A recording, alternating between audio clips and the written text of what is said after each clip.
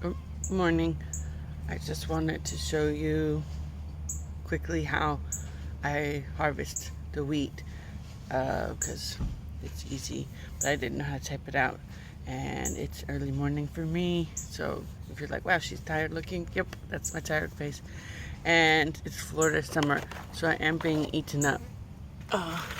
So if you see me twitching like something crazy like this, that's because there's mosquitoes everywhere. So I only have a small amount of wheat, so I just do it all by hand and kind of meditatively. I'm sure if you had a field or something, you would want machinery.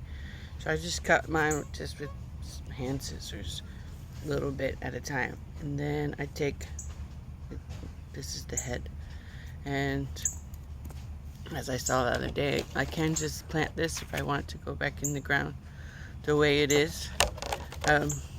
But if I want to harvest it for eating or planting later and not in its, I'm going to call this a head. I don't know if that's what it's called. Not in its head form, then this is how you process it, or how I process it. There are machines that cost thousands of dollars. And you can hand make stuff if you're that person, and that's not the kind of stuff that I make. So I've heard you can just beat this the way it is. But yeah, that's not me. So that's just how I do it. Just cut it right there. And then I have these. And you can just crunch them all up like this. Or you can pull them off. Because, oh, you want to make sure these are dry. So I already have them drying. So I'll usually do it like this. And just pull this off. So I guess if you beat on them, that might be a good anger release, but I don't do that. And so it's like this, and I just felt along, and so I can see, there's nothing in there. And then this gets recycled into the compost. And then see, I have a whole bunch of these seeds. This, what is that?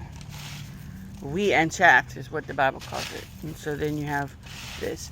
And so the chaff is just the outer of the wheat berry. Because the wheat berry is the part that you probably can eat all of it. But this is the part that we typically eat.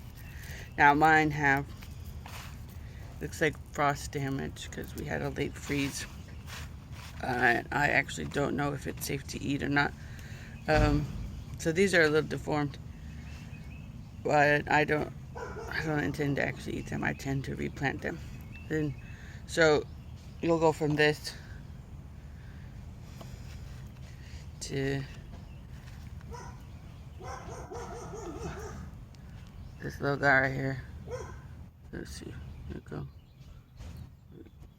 Sorry, I'm not a professional with a video taker.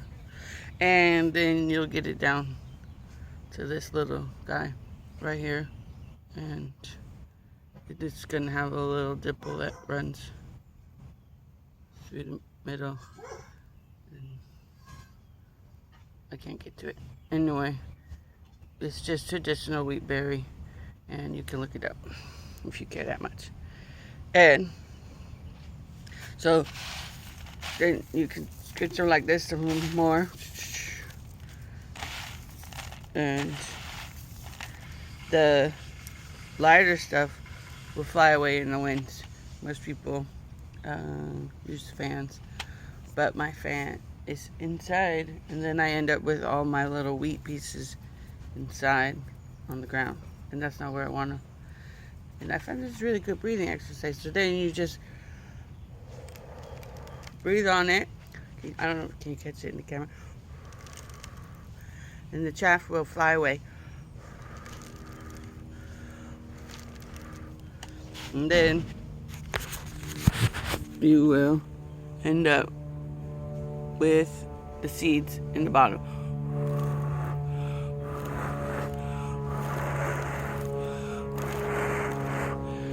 Because they're heavy and they stay on the bottom. And then when you're done, you'll have the wheat that you can eat. So when I do eat them, I just boil them in hot, salty water, like pasta, but longer. You can freeze them, and you can add them to soups, or I like mine in my yogurt. If you wanted to make flour out of it, you would have to go through an additional grinding process that I don't have a machine for, but I don't see any need to do that because I just go ahead and cook them and eat them just as their whole berry. Okay, have a good day. Bye.